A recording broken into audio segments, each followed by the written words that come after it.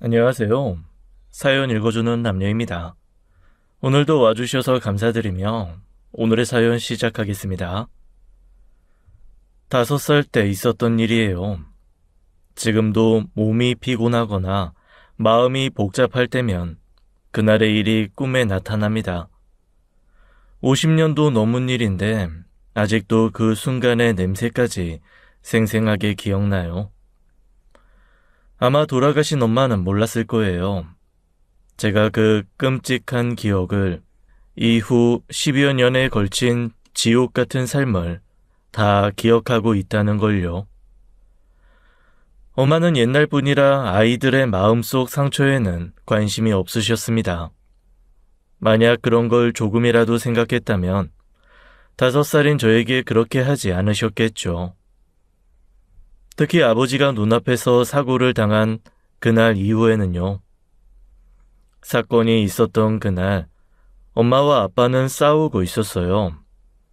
아빠는 엄마에게 크게 소리를 지르고 있었고 엄마는 급하게 저와 오빠 손을 잡고 집을 나왔습니다.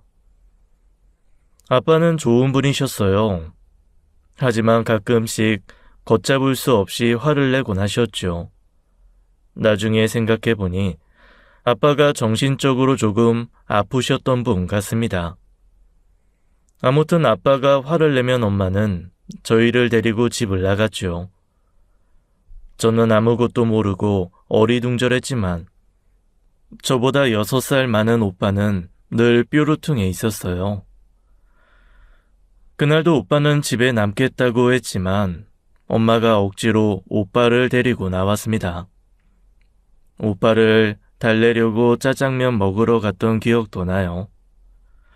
사건은 짜장면을 먹고 돌아오는 길에 일어났습니다.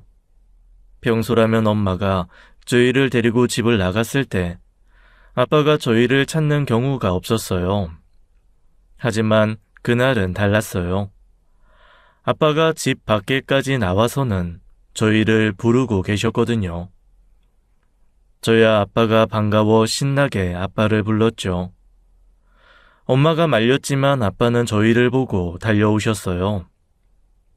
그 순간 골목에서 큰 트럭이 튀어나왔고 아빠는 그 트럭에 치이고 말았습니다. 그 다음 기억은 마치 영화를 보는 것처럼 흐릿해요. 아빠는 트럭 아래 깔려 피투성이가 되었고 저는 아빠에게 달려가려 했습니다. 오빠가 저를 붙잡았지만 저는 계속 아빠에게 가려 했지요. 그렇게 저는 5살 때 눈앞에서 아빠를 잃었습니다. 그 충격으로 저는 한동안 말을 하지 않았대요. 그런 저를 보며 오빠는 속상해하며 화를 내기도 했죠. 엄마는 그저 이렇게 말씀하셨습니다. 시간 지나면 된다. 원래 어릴 때 기억은 금방 잊혀져. 괜찮다. 하지만 저는 그 이후로도 오랫동안 괜찮아지지 않았습니다. 게다가 아빠가 돌아가시고 1년도 되지 않아 엄마는 새 아빠라고 하며 어떤 아저씨를 데려왔거든요. 어린 마음에 돌아가신 아빠가 눈도 못 감으실 것 같다는 생각이 들 정도였어요. 엄마와 그 아저씨는 아주 친해 보였어요. 처음에 그 아저씨는 저와 오빠 눈치를 보았습니다. 그래서 엄마와 밖에서 데이트를 하곤 했죠. 하지만 시간이 지나면서 점점 집에 자주 오기 시작하더니 어느 날은 그 아저씨가 짐을 싸들고 아예 우리 집으로 들어왔습니다. 제가 딱 7살 생일을 하루 앞둔 날이었어요. 그때 아저씨가 말했죠. 내가 네 생일 선물이다. 오늘부터 아빠라고 불러. 그런데 이상하죠. 그 쉬운 아빠라는 단어가 입에서 도저히 안 나왔어요. 머뭇거리자 엄마가 나서서 변명처럼 말했죠. 얘가 워낙 숫기가 없어서 그래. 자기도 얘 어렸을 때부터 봐서 알잖아. 뭐 차츰 익숙해지겠지. 그나저나 우리 참 고생했다. 그치? 그때는 그 대화가 무슨 뜻인지 전혀 몰랐어요. 다만 아빠를 잃고 말까지 잃은 저에게 그들의 대화는 마치 화살처럼 마음에 박혔죠. 그리고 몇 년이 지나 제가 조금 더 커서야 그 말들이 무슨 뜻이었는지 알게 됐어요. 나중에 알고 보니 저와 나이 차이가 났던 오빠는 그 당시의 상황을 이미 알고 있었더라고요. 어렸을 때 저는 오빠가 왜 그렇게 아저씨에게 대들고 왜 항상 삐딱하게 굴까 궁금했고 때론 오빠를 원망하기도 했습니다. 하지만 그게 다 이유가 있더라고요. 엄마와 그 아저씨는 불륜 관계였던 거예요. 아빠가 무뚝뚝하고 신경쇠약처럼 가끔씩 화를 내니까 엄마는 그런 아빠에게 점점 지쳐갔고 결국 다른 사람에게 마음이 끌렸던 거죠. 달콤한 말로 엄마를 사로잡은 다정한 남자에게 빠졌던 겁니다. 결국 아빠에게 그 사실이 들켰고 그날 큰 부부싸움 끝에 아빠가 돌아가신 거였어요. 저는 그때까지 혼자서만 고민하며 일기장에 속마음을 쓰고 있었는데 오빠가 그걸 보고 있었던 것 같아요. 제가 중학교 1학년 때 오빠가 갑자기 저를 놀이터로 데려가서는 모든 걸 털어놓았어요. 아빠는 엄마한테 우리 둘은 두고 나가라고 했어. 넌 엄마 자격도 없다고 싸우셨던 거야. 엄마는 자식은 못 준다 이러고 우리 둘 잡고 나온 거고. 우리 생각해서 엄마는 아저씨 정리하고 아빠한테 사과할 생각이 있었다고는 하더라. 그런데 뭐 아빠는 돌아가시고 결국 저 아저씨랑 살잖아. 내가 볼 때는 돌피하려다가 똥 만난 것 같긴 하지만.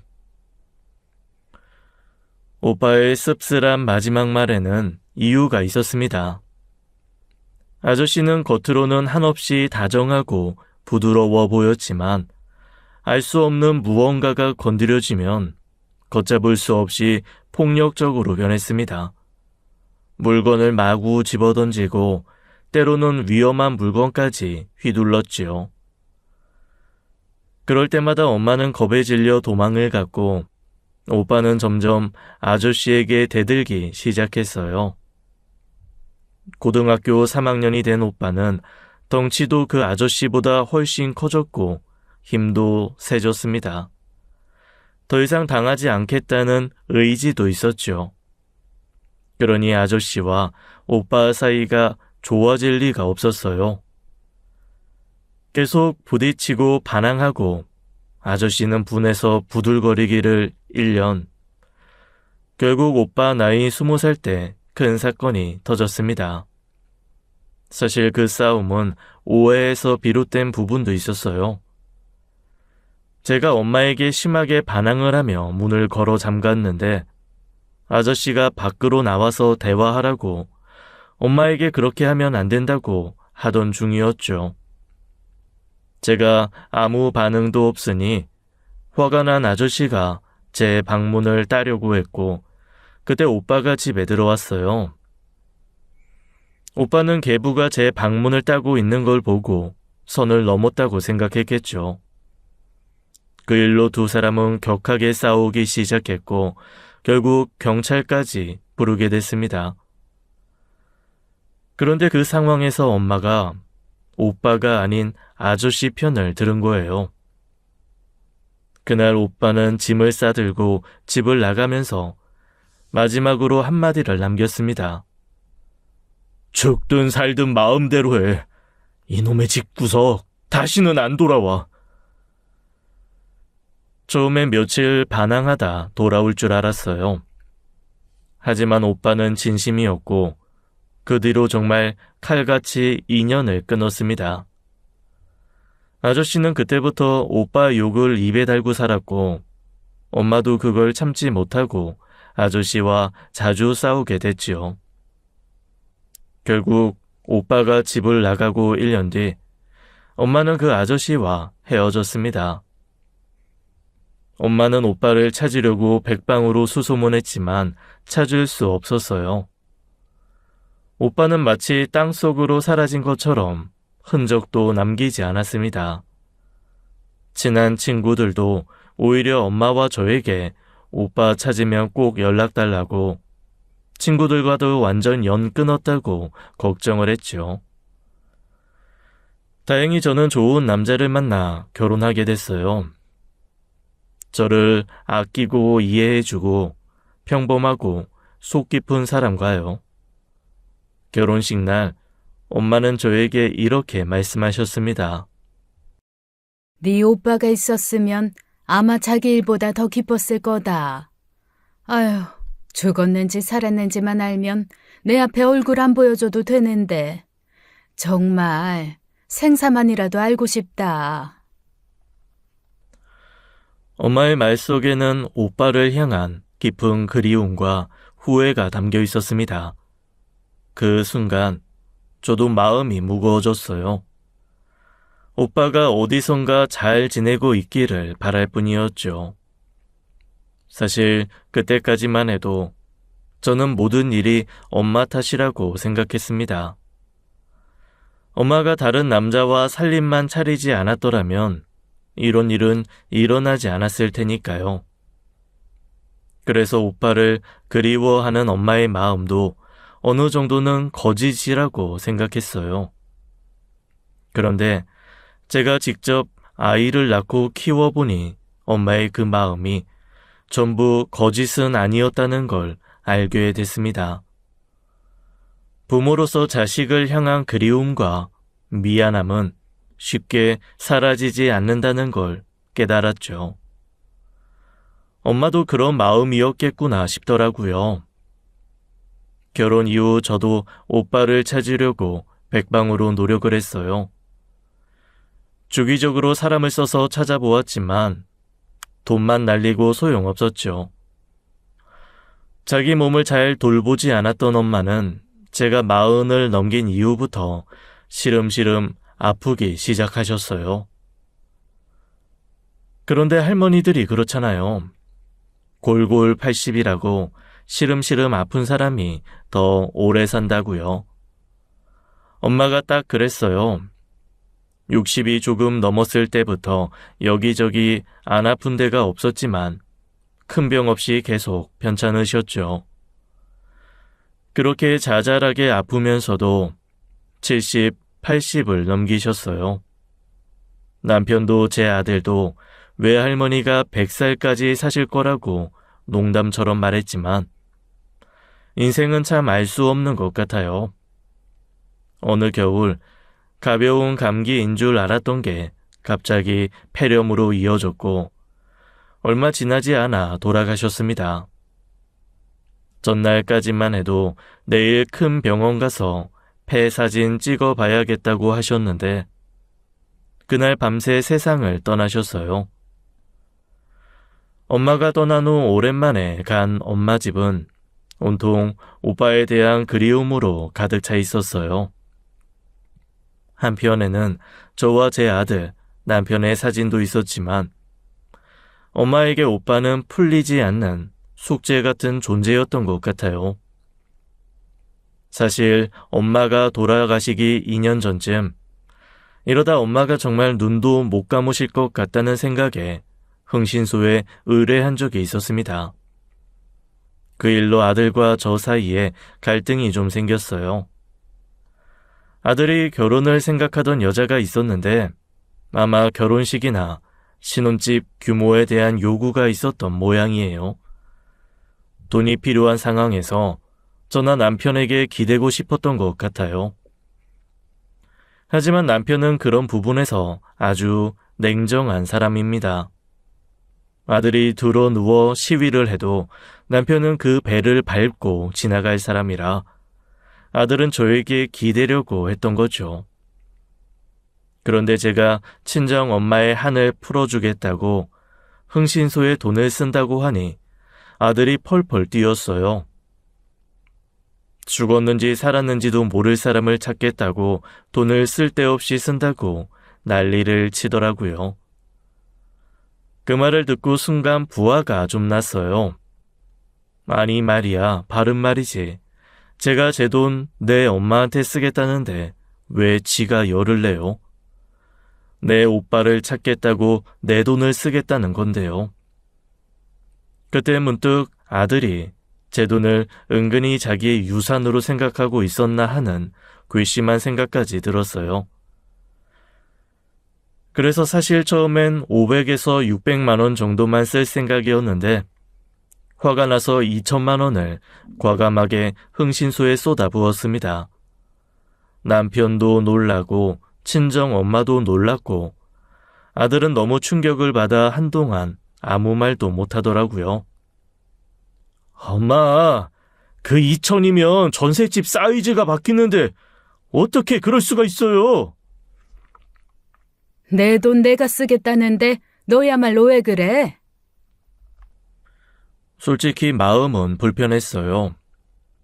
어느 부모가 아들한테 뭔가 아끼고 싶고 해주기 싫겠어요. 하지만 아들의 마음 댐댐이가 글러먹었잖아요. 저도 홧김에 2천만 원을 확 써버리긴 했지만 결국 그 돈은 쓸데없이 쓴 게 된 것도 사실입니다. 몇 달 뒤 흥신소에서 연락이 왔는데 그들도 정말 최선을 다했지만 오빠의 흔적을 찾지 못했다고 하더군요. 2천만 원이나 들여 들은 소식치곤 실망스러웠지만 그날 이후 엄마가 오빠에 대한 많은 집착을 내려놓으신 것도 사실입니다. 엄마는 그 사람들도 못 찾으면 오빠는 이미 세상에 없거나 외국에 나가서 다른 사람으로 살고 있을 거다라고 하셨어요. 그렇게 오빠에 대한 집착을 버린 엄마는 급속도로 쇠약해지셨죠. 마치 오빠가 엄마의 마지막 생명줄이었던 것처럼 그걸 놓으면서 엄마는 점점 기운을 잃어갔습니다. 그리고 결국 2년을 시름시름 앓다가 돌아가셨습니다. 엄마의 장례식장에서 남편이 제 손을 꼭 잡고 이렇게 말했어요. 당신이 홧김에 흥신소 비용 쓰고 그런 건 나도 알아. 그런데 장모님 돌아가시고 나니 그거라도 한 게 마음의 위안이 되네 그려. 할 만큼 하고 애쓸 만큼 애썼으니 너무 속상해하고 자책하지 마소. 남편의 그 말을 듣고 저는 발인 때도 흘리지 않았던 눈물을 한없이 쏟아냈습니다. 사실 엄마가 돌아가시기 전에 마음고생이 정말 심했거든요. 아들 때문에도 그리고 결국 결혼한 며느리 때문에도 속이 뒤집어지는 일이 많았어요. 흥신소 비용 때문만은 아니겠지만 결혼을 1년 미뤄서 한 아들은 그 모든 원망을 저에게 돌렸습니다. 며느리라고 뭐가 다르겠어요. 제 속으로 낳은 아들도 그러는데 며느리가 효부일 거라는 기대는 정말 어불성설이었죠. 사실 며느리와의 관계는 결혼을 준비할 때부터 좀 대면대면했어요. 보통 상견례 자리에서는 시부모가 마음에 안 들어도 생글생글 웃으며 예의를 지키잖아요. 그게 어떻게 보면 사회생활하는 요령이고 기본 성품이 드러나는 부분 아니겠습니까? 그런데 우리 며느리는 상견례 내내 고개를 외로 끄고 밥알만 새고 있더라고요. 정말 어이가 없었죠. 더 기막힌 건 아들이었습니다. 말끝마다 우리 애기가 마음의 상처를 받아 그렇다며 며느리를 감싸는 거예요. 그 순간 사돈 내외가 안절부절 못하는 모습만 아니었으면 아들 등짝 한 대 쳤을 겁니다. 그날 상견례에서 저는 어느 정도 며느리에 대한 기대를 내려놨어요. 자기 친엄마도 손을 못 대는 상황에서 내가 뭘 할 수 있을까 싶었죠. 나중에 알고 보니 사부인도 그럴 만한 이유가 있더라고요. 나중에 결혼 후 알게 된 사실인데 사부인이 친엄마가 아니었더라고요. 그것도 애들 결혼 초에 일어난 사건이 아니었으면 모를 뻔했어요. 보통 신혼여행을 다녀오면 친정에 먼저 인사 가잖아요. 그때 이것저것 챙겨오곤 하는데 사실 저희는 그런 거 하지 말자고 했습니다. 결혼식도 며느리가 원했던 대로 인당 식대 20만 원짜리로 못하고 10만 원대에서 했다고 내내 뾰로통에 있었으니 이바지 같은 건 기대하지도 않았죠. 줄 것도 없으니 바랄 것도 없다고 생각하고 마음을 놓았어요. 내 아들이 아니라 이제는 며느리의 남편이자 다른 집의 가장이라고 생각하기로 했습니다. 그런데 신혼여행에서 돌아온 아들 부부가 인사도 오지 않는 거예요. 공항에서 전화 한 통 없길래 피곤하겠거니 했지만 하루 이틀이 지나도 연락이 없으니 걱정이 되더라고요. 다녀왔다, 나중에 전화하겠다 정도만 하면 되잖아요. 아들 전화는 꺼져 있고 더 답답한 건 저희 부부가 며느리 전화번호를 모른다는 겁니다. 며느리가 시부모와 전화나 문자 주고받는 게 싫다며 아예 안 알려줬거든요.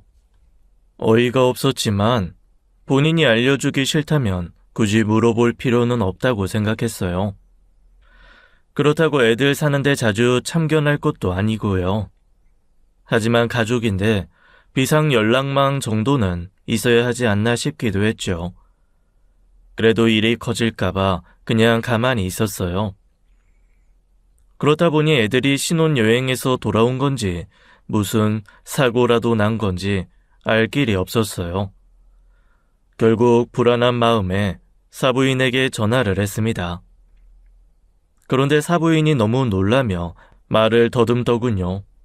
알고 보니 애들이 신혼여행지에서 크게 싸워서 도착하자마자 각자 표를 끊고 이틀 만에 다시 돌아왔다는 거예요.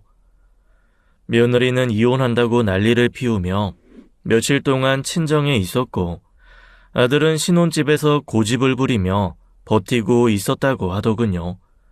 사부인도 딸의 고집을 꺾지 못해 손을 놓고 있었다는데 또 자기네들끼리 화해라도 했는지 갑자기 좋아 죽더래요.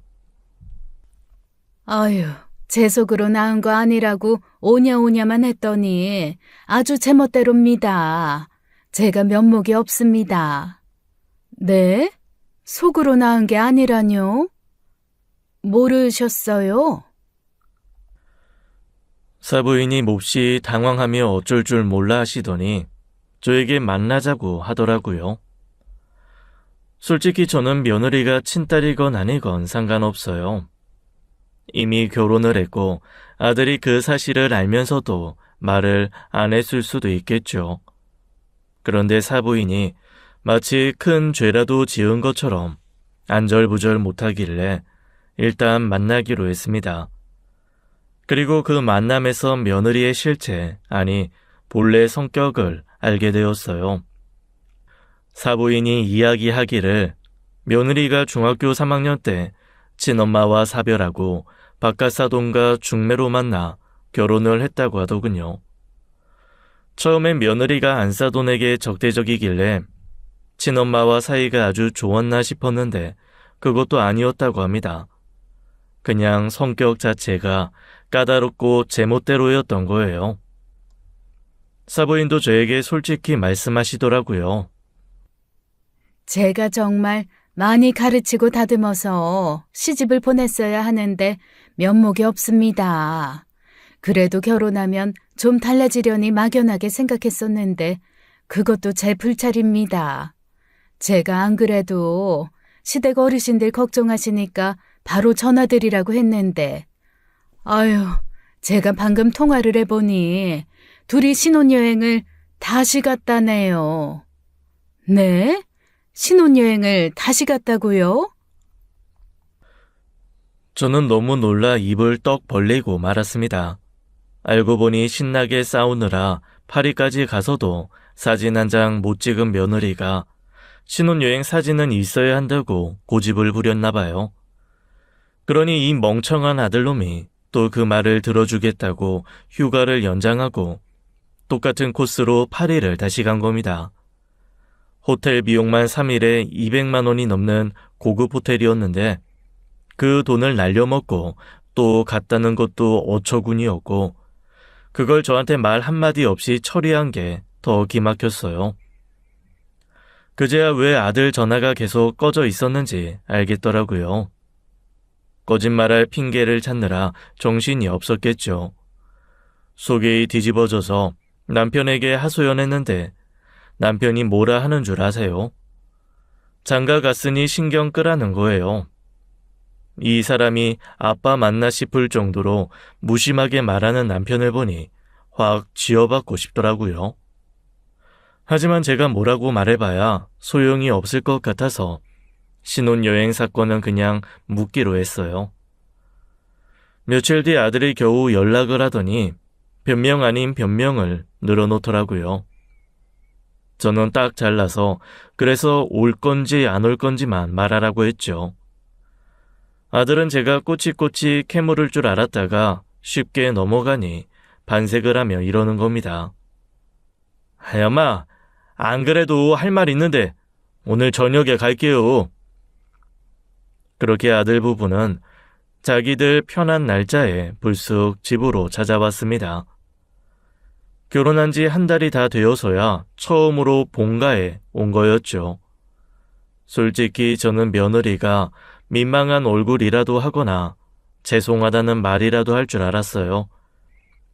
그런데 그것도 제 욕심이었나 보더라고요. 와서는 셀쭉하게 고개만 한번 숙이더니 거실 구석에 가서 툭 앉아버리대요. 아들은 제 눈치만 살살 보면서 어적거리다가 남편이 눈짓을 하니까 그제야 며느리가 와서 말하더라고요.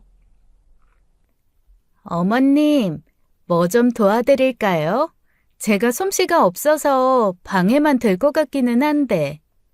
아니다. 가서 쉬어라. 신혼여행을 2번이나 다녀왔으니 얼마나 고되니. 아직 시차도 적응이 안 됐을 텐데 방에 들어가서 좀 자든가.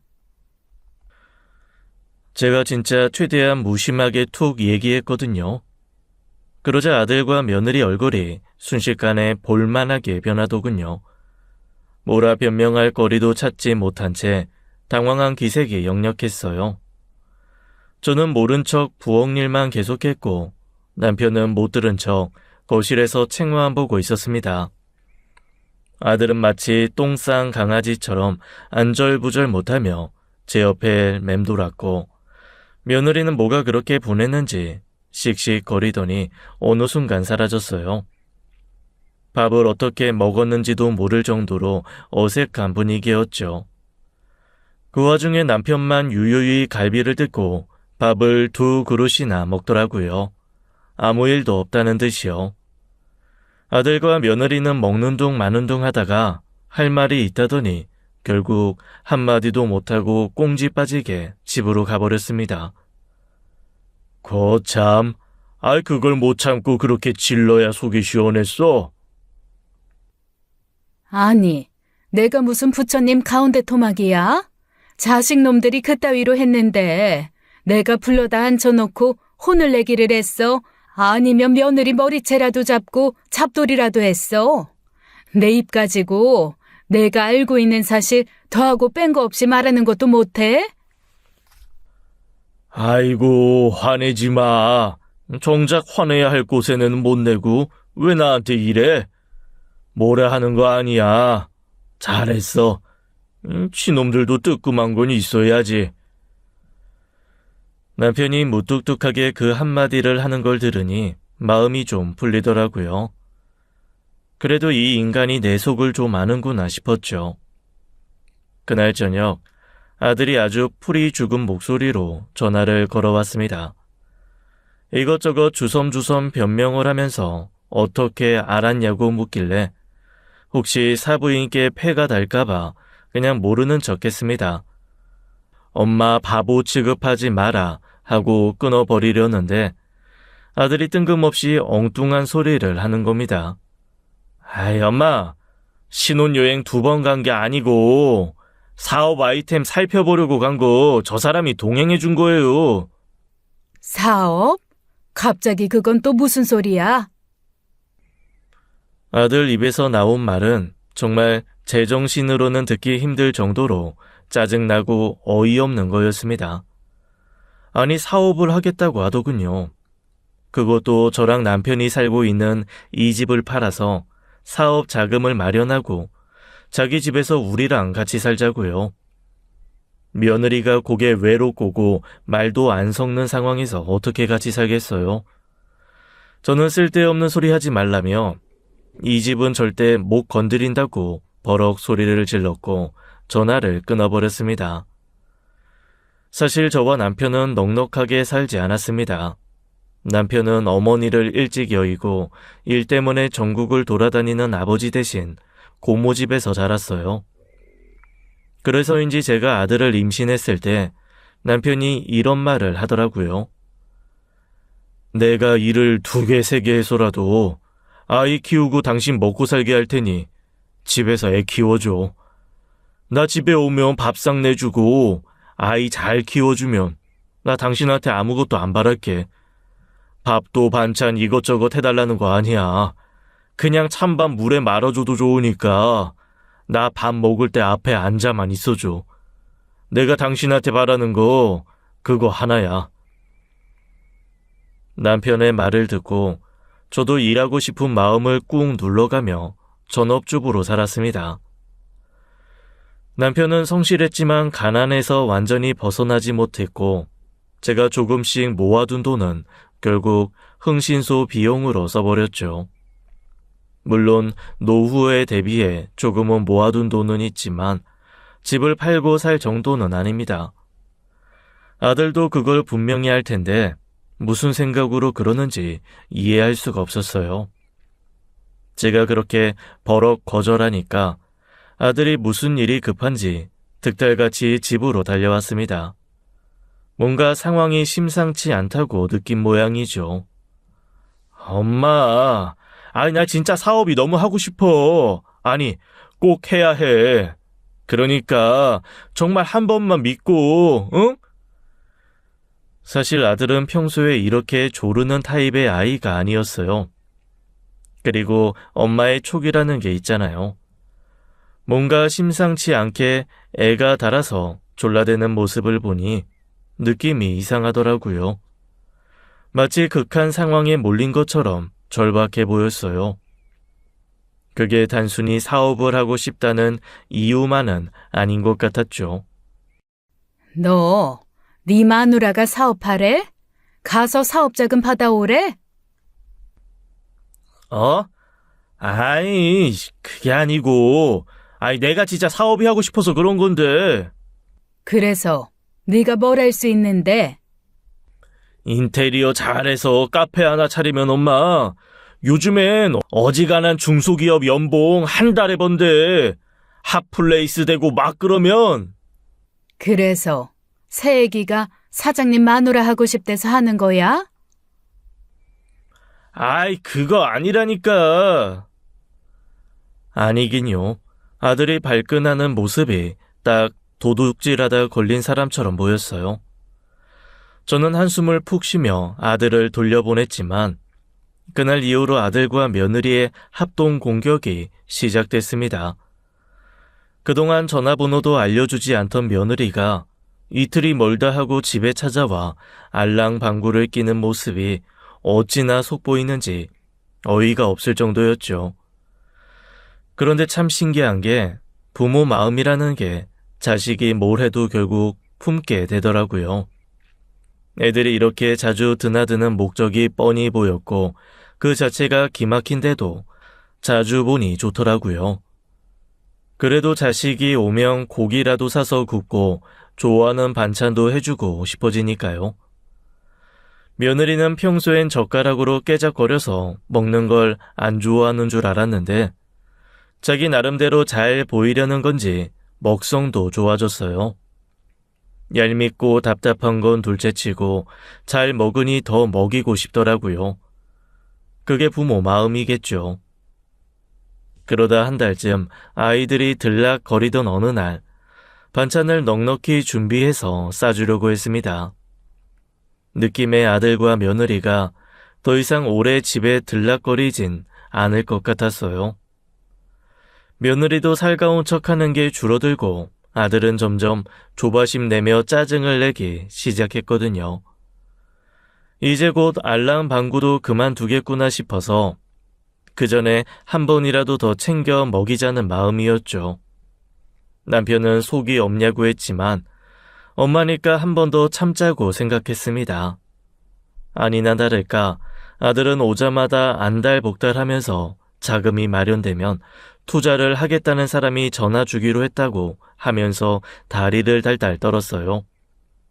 그러면서 전화기에서 한시도 손을 떼지 않고 정신 사나울 정도로 자기가 얼마나 잘 모실 수 있는지 입에 침이 마르도록 자랑을 하더라고요.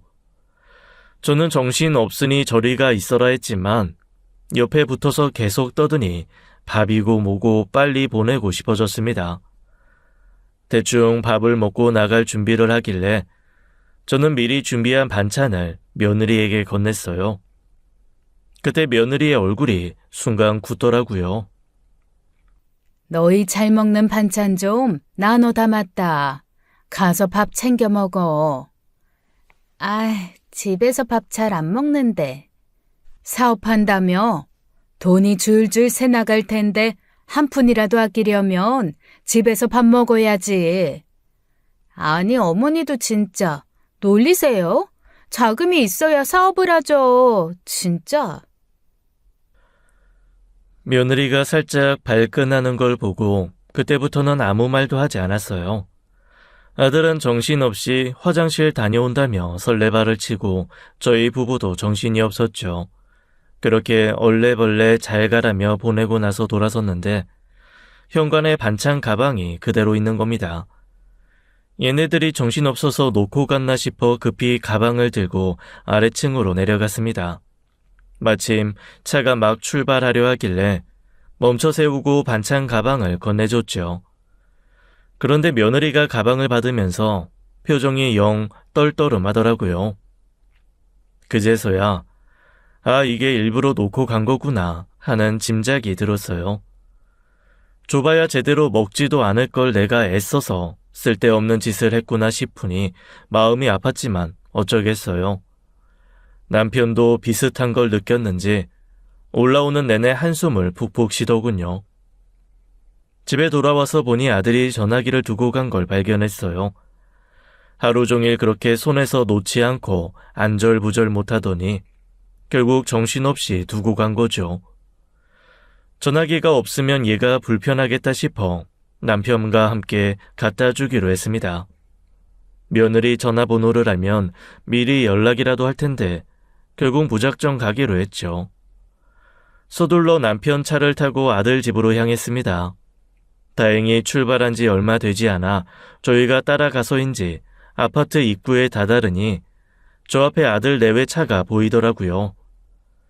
얼른 전화기를 전하려고 다가가려는 순간 정말 충격적인 장면을 목격하고 말았습니다. 차에서 내리며 쾅 문을 닫는 며느리 손에는 제가 준 반찬 가방이 있었어요. 먼저 내려서 올라가려나 싶었는데 며느리는 놀랍게도 제가 준 반찬을 그대로 음식물 쓰레기통에 던져 넣는 겁니다. 통째로 반찬통도 가방도 귀찮다는 듯 확확 던져버리더라고요. 그 모습을 보고 너무 놀라 저는 그 자리에 털썩 주저앉았습니다. 늘 조용하던 남편도 그 순간 크게 소리를 질렀습니다. 너 지금 뭐 하는 짓이야? 정말 처음이었어요. 며느리 얼굴이 하얗게 질리는 모습을 본 게요. 아버님, 그러니까 그게 지금 보신 건 그러니까. 너 진짜 이 정도밖에 안 되는 애였냐? 이딴 짓을 하면서도 나한테 아버님이라는 말이 나와? 아빠. 자기 마누라 뒷공무니를 졸졸 쫓아다니는 못난 아들놈이 어느새 나와 자기 마누라 옆에 서더라고요. 진짜 한 쌍의 바퀴벌레가 따로 없었습니다. 저딴 것을 낳고 내가 미역국을 먹었으니 내가 제일 얼빠진 인간이다 싶더라고요. 넌 이 와중에 그래 음식물이랑 그릇이랑 분리해서 버리는 마지막 양심도 없더라. 아주 싹퉁바가지 없는 짓거리는 야무지게 골고루 한다. 응?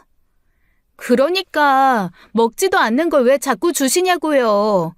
이건 어머니도 잘못... 아, 그래? 준 사람이 잘못이야? 그러면 내가 준 돈으로 사업하다 말아먹으면 그 돈 준 나 때문에 사업이 망한 거겠네. 얘, 절대 못 주겠다. 무서워서. 아이, 엄마. 왜 얘기가 그렇게 흘러가는데? 시끄러. 어디 뚫린 입이라고 엄마 소리를 입에 올려? 어이구 진짜 내가 미친 인간이지. 저런 것들 아구창에 쳐놓겠다고 돈 써서 반찬하고. 너 내가 저 그릇 다 사서 새 걸로 준 거거든? 내가 그릇값이랑 재료값이랑 내 수고비까지 싹 다 청구할 테니까 1원 한 푼까지 싹 다 입금해. 여기까지 온 기름값, 우리 인건비는 나한테 입금해. 이것들이 아주 버르장머리가 개판이야. 아들 내외가 아무 말도 못하고 서 있는 모습을 뒤로하고 돌아오는 길에 저는 아들 핸드폰으로 문자를 보냈습니다. 그동안 한 달 넘게 해먹인 밥값, 제 인건비, 그릇값을 다 합쳐서 98만 7,600원을 딱 청구했죠. 아들로서는 어이없었겠지만 혹시라도 이걸 저한테 주지 않으면 집을 안 팔고 사업 자금이 날아갈까봐 무서웠던 모양입니다. 제깍 돈을 보내더라고요. 그런데 보통 저렇게 100원 단위로 돈을 보낼 때는 자기가 잘못한 게 있으면 차라리 100만 원을 보내던가 아니면 1,000원 단위로 딱 끊어 보내지 않나요? 그런데 아들은 정말 딱 98만 7,600원을 정확하게 보내더군요. 그 순간 제 마음에서는 아들과의 끈이 뚝 끊어져 나가는 느낌이 들었습니다. 진심 내가 아들을 잘못 키웠구나 하는 생각이 들면서 갑자기 너무 외로워졌어요. 남편은 솔직히 피부치는 아니잖아요. 내 삶의 피부치라고는 아들 하나뿐인데 그 아이마저 이렇게 돼버리니 나는 진짜 곁에 둘 곳이 없구나 하는 마음에 무너져 내렸습니다. 자기네들도 뭔가 잘못한 건 알았는지 한동안은 연락도 없고 똥줄 탄 아들만 가끔 전화해서 안달을 부렸어요. 저는 그런 전화를 그냥 무시하며 지내고 있었죠. 그러던 어느 날 모르는 번호로 전화가 왔습니다. 처음에는 요즘 스팸 전화가 많으니 그저 그런 전화겠거니 하고 무시했어요. 그런데 몇 번을 무시한 후에 온 문자를 보고 저는 너무 놀라서 신발도 제대로 신지 못하고 뛰쳐나갔습니다. 놀란 제 앞에 그동안 눈에 선하던 한 사람이 울먹이며 서 있었습니다. 미친 사람처럼 뛰쳐나간 저를 따라 나온 남편이 저한테 계속 무슨 일이냐고 물었고 제 앞에 서 있는 사람과 저를 번갈아 보며 의심의 눈초리를 거두지 않았습니다. 하지만 저는 아무것도 신경 쓸 수 없었어요. 그 사람에게 팔을 뻗었고 그 순간 저도 모르게 오열이 터져 나왔습니다. 오빠! 오빠! 어디 갔다가 이제 온 거야? 오빠! 오빠! 미안하다. 오빠가 미안해. 너무 늦게 왔어. 오빠가 잘못했다. 아유, 오빠라니? 오빠라니? 여보, 우리 오빠야. 어렸을 때 집 떠난 우리 오빠. 아이고, 오빠. 엄마가 오빠를 얼마나 기다렸는데. 이 야속한 인간아. 지금까지 어디서 뭐하고 산 거야? 왜 살아있으면서 한 번도 연락도 않고 대체 어디 숨어 있었길래 찾을 수도 없고. 미안하다. 하루하루 그냥 죽어라 살다 보니 그렇게 됐어. 오빠가 잘못했다. 지금이라도 오빠가 지금부터라도 잘할게. 오빠는 제 손을 꼭 잡고 있었고 남편은 조용히 자리를 비켜주었습니다. 저는 오빠를 보자마자 울먹이며 물었어요. 오빠, 어떻게 살았어? 응? 어떻게 날 찾았어? 그동안 어떻게 지냈는지, 무슨 일이 있었는지 수많은 궁금증이 한꺼번에 터져 나왔습니다. 오빠는 잠시 말을 잇지 못하더니 천천히 이야기를 시작했죠. 20살에 다들 성인이라고 하지만 너도 애 키워봐서 알잖냐. 몸만 어른이지 속에는 여전히 불뚝거리는 아이가 살고 있는 거. 엄마랑 사는 그 남자가 죽기보다 싫어서 뛰쳐나오고 몇 번이나 돌아가려고 했다. 그런데 그게 하루 이틀 미루니 한 주, 두 주가 되고 그게 한두 달이 되더라고.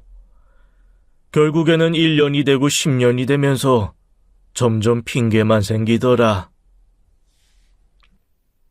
아니, 아무리 그래도 그렇지. 숨으려고 작정한 사람도 흥신소 쓰면 다 찾던데.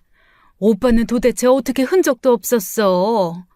엄마 돌아가시는 날까지 오빠 찾겠다고 돈도 많이 쓰고 흥신소도 썼어. 오빠랑 비슷한 사람이 있다는 얘기만 들으면 어디든 쫓아가셨다고. 마지막까지 오빠 보고 싶다고 하셨어. 그 한을 품고. 오빠는 제 말을 듣고 한동안 아무 말도 못하고 고개를 푹 숙였습니다. 어깨를 들썩이며 한참을 울더라고요. 그 다음에 오빠가 해준 얘기는 참 파란만장했습니다. 오빠도 고생을 엄청 많이 했더라고요. 20살 남자가 혼자 무슨 일을 많이 할 수 있었겠습니까?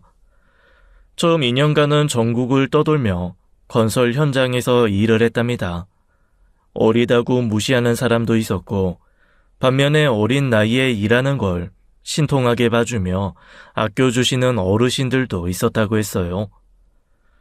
그렇게 2년 동안 전국을 돌며 일하다 보니 이제는 어디로 가야 할지 막막해졌을 때 몇 번 마주쳤던 현장 감독님이 오빠에게 진지하게 말했답니다.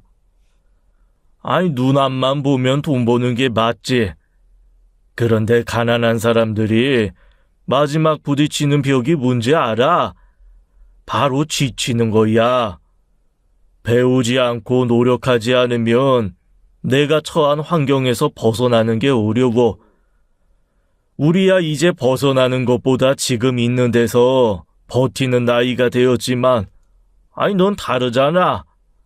공부해. 오빠는 그 현장 감독님이 진지하게 소주 한 잔을 따라주며 해준 그 말에 마음이 크게 울렸다고 했어요.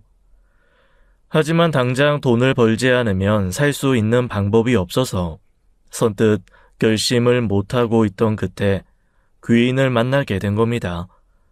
현장 감독님이 평소에 오빠를 칭찬하면서 밑밥을 좀 깔아두셨던 모양이더라고요. 건설사에서 현장직 일부를 대상으로 장학지원 제도를 만들게 있었는데 오빠가 그 제도에 합격한 거였어요. 회사에 지원해준 돈으로 학교를 다니고 회사 기숙사에서 숙식을 해결하면서 공부를 시작했답니다. 그리고 학교 내 다양한 장학금을 받아가며 결국 유학까지 가게 된 거죠. 내가 미국에 무슨 연고가 있었겠어. 무작정 기회를 찾아갔는데 처음 몇 년은 정말 힘들었지. 공부하겠다고 갔지만 접시 닦고 세탁소에서 다리미질만 하며 살았거든. 그러다 그 지역 교회에서 후원을 받게 됐어. 오래전 아들을 잃은 장로님이 한 분 계셨는데 그분이 날 유난히 예뻐해 주셨어. 미국에서 자수성가해서 슈퍼체인을 좀 갖고 계신 분이었거든. 몇 년 뒤에 그분이 진지하게 나한테 물어보시더라고. 혹시 양자로 들어올 생각 없냐고. 양자? 어른이 된 오빠를 양자로 들였다고? 이 성인 입양도 가능하니까 그분은 고아였고 아내분도 아들도 다 잃고 혼자 계셨던 분이야. 재산 남길 사람도 없고 내 인생이라도 평평하게 해주면 자기가 이 땅에 온 보람이 있겠다 하시더라고. 그래서 그분 아들로 들어간 거야. 지금 내 이름은 알렉스 김은강이야. 그분 성이 강이어서 나도 그 성을 따르게 된 거고. 오빠가 제 앞에 나타난 후 그동안 흥신소로도 오빠의 흔적을 찾을 수 없었던 이유를 알게 되었어요. 오래전 한국을 떠나고 이름까지 바꿨으니 찾을 수가 없었죠. 오빠는 저에게 앞으로 경제적인 어려움은 절대 없이 살게 하겠다는 약속을 했습니다. 저는 그런 것보다는 그저 오빠가 제 앞에 다시 나타났다는 것이 너무 행복했어요. 그런데 참 사람 인생이란 행복과 불행이 함께 오는 것 같아요. 오빠를 만난 후 하루하루가 구름 위를 걷는 것 같았는데 아들이 자꾸 저를 지하로 끌어내리더군요. 사업 자금을 달라고 조르던 아들이 결국 그게 안 되니까 자기 깐에는 배수진을 친다며 회사를 때려치웠어요. 저랑 남편이 뭐라고 하자 오히려 적반하장으로 짜증을 내기 시작했습니다. 엄마, 아빠가 이기적으로 구신 바람에 다 꼬인 거잖아요. 저 사업한다고 회사에서 휴가도 많이 쓰고 땡겼을 거 다 땡겼었는데 그러니까 저한테 왜 이런 시련을 주시냐고요, 왜? 너 지금 뭘 잘했다고 큰 소리야? 우리는 처음부터 안 된다고 분명히 말했잖아. 그런데 제 아들놈보다 며느리가 한술 더 뜨더라고요. 며느리가 셀쭉하게 가만히 있다가 혼잣말처럼 들으라는 듯 말하더군요. 아유, 고슴도치도 지 자식은 이쁘다고 하고 자식 이기는 부모 없다는데 참 대단들 하시네.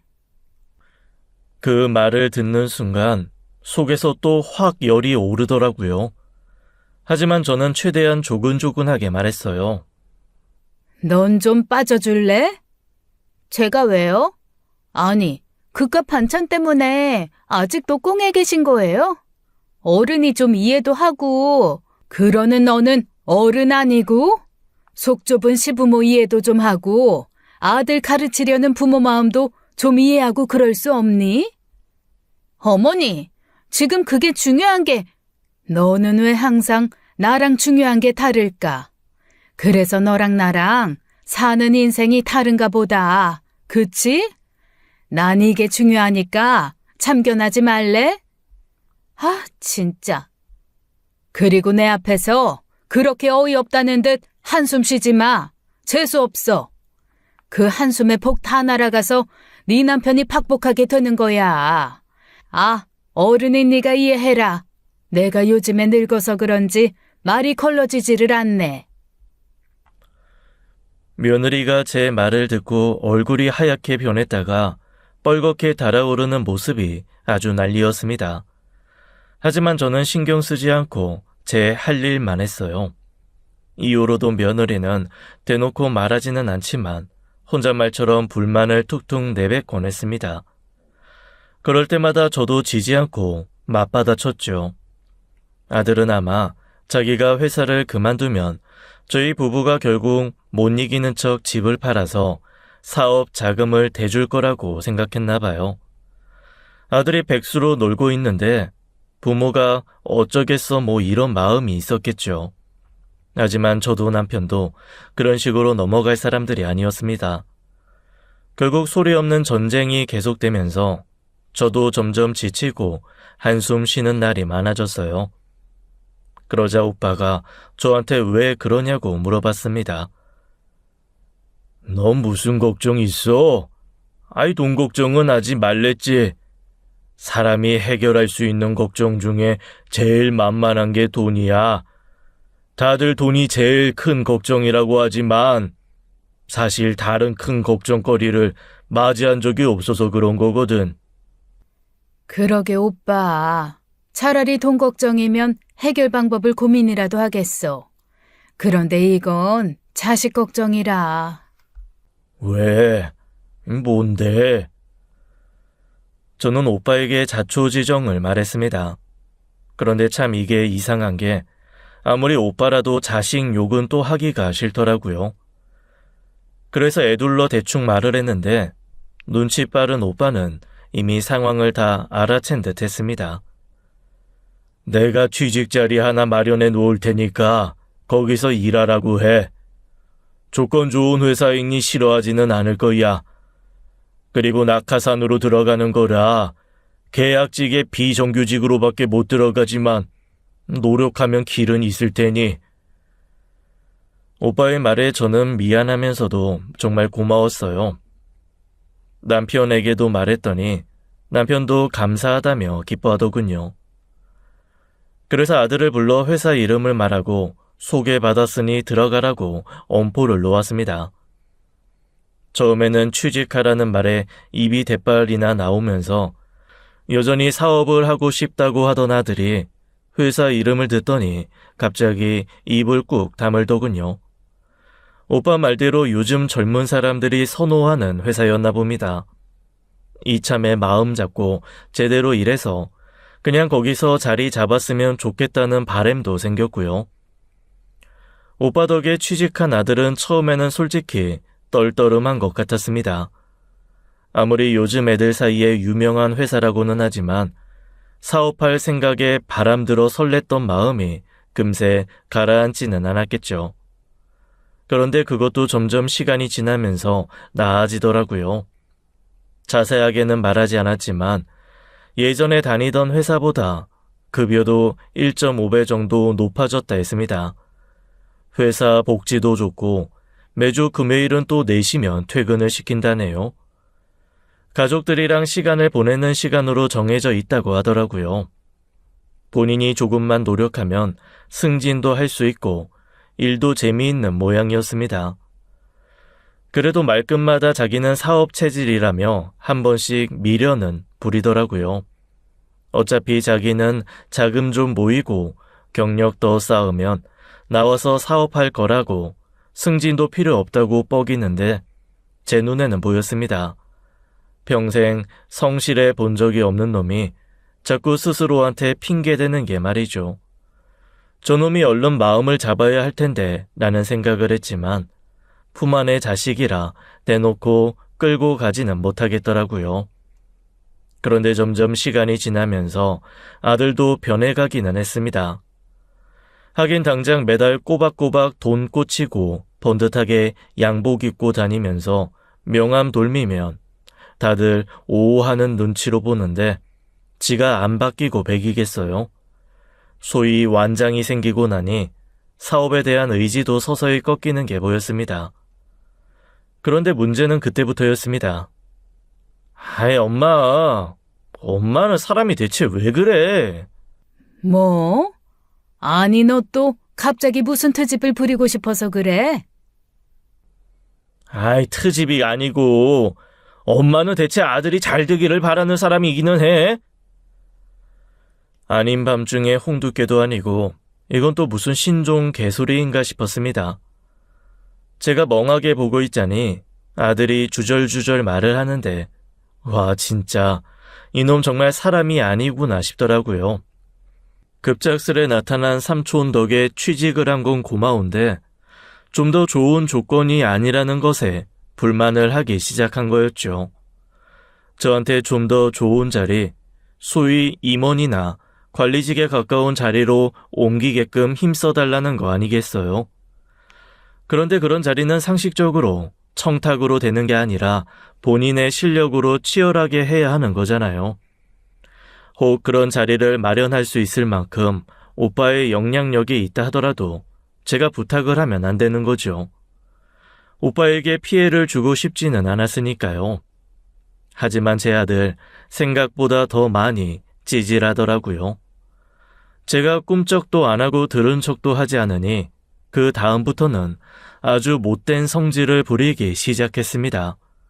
일단 퇴근하고 자기 집 가서 밥 먹어야 하는 놈이 꼬박 저한테 와서 밥 내놓으라고 하대요. 엄마가 집에서 하는 게 뭐 있어. 아들 밥이라도 차려줘. 나 지금 받는 월급으로는 마누라한테 낯이 서지를 않아서 밥 해달라는 말도 못하겠어. 미안해서. 그러니까 엄마가 아들 밥이나 좀 해. 사실 아들놈 밥 해먹이는 게 뭐 어렵겠습니까? 그런데 이건 심보가 못돼 먹었잖습니까? 밥은커녕 물 한 잔도 주기 싫었습니다. 너 나한테 맡겨둔 밥 있어? 가서 네 마누라한테 해달라고 해. 걔가 요즘 날 남편 취급이나 하는 줄 알아? 엄마처럼 유세 떨 형제도 난 없다고. 나 혼자 고군분투 애써야. 그때였습니다. 어디선가 진짜 청둥벼락 같은 일갈이 터졌습니다. 오빠였어요. 이 버르장머리 없는 놈이 엄마한테 지금 무슨 개소리를 짓거리는 거야? 저도 아들도 깜짝 놀랐습니다. 저희 오빠 늙어서 다 사라졌을 줄 알았는데 카리스마 살아있더라고요.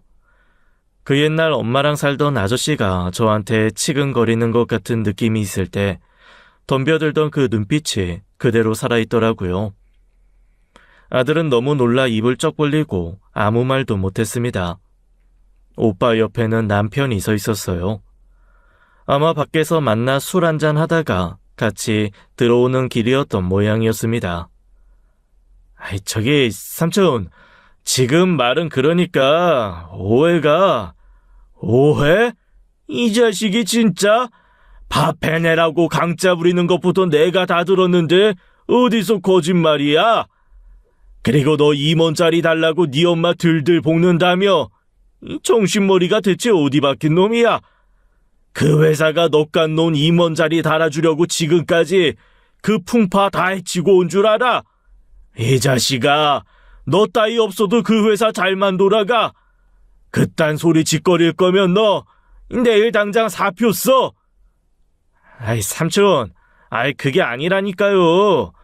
엄마한테 그냥 제가 아들로서 좀 투정을 부린 건데 넌 내가 바보인 줄 아냐? 투정이랑 불효도 구분 못하는 줄 알아? 내 금쪽 같은 귀한 동생한테 그딴 소리 하는 놈 나 안 본다. 조카고 나발이고 나한테는 동생 발톱만큼도 중하지 않아. 너 네 엄마 그리고 네 아빠한테 한 번만 더 건방지게 군다는 얘기가 내 귀에 들리고 내 눈에 보이면 얄짤 없다. 그런데 제 아들 진짜 눈치 없는 놈이더라고요. 오빠가 그 정도 했으면 입을 다물어야 하잖아요.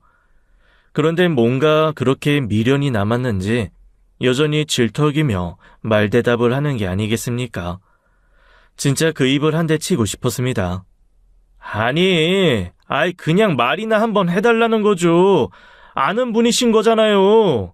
물론 지금 자리도 감사하기는 한데요. 회사 다니다 보니까 좀 더 좋은 자리도 말해보면 가능할 것 같아서. 예끼 이놈아! 너 같은 정신머리는 내 회사에서는 그 자리도 과분해. 나는 조카라고 해서 무작정 봐주는 그런 사람 아니야.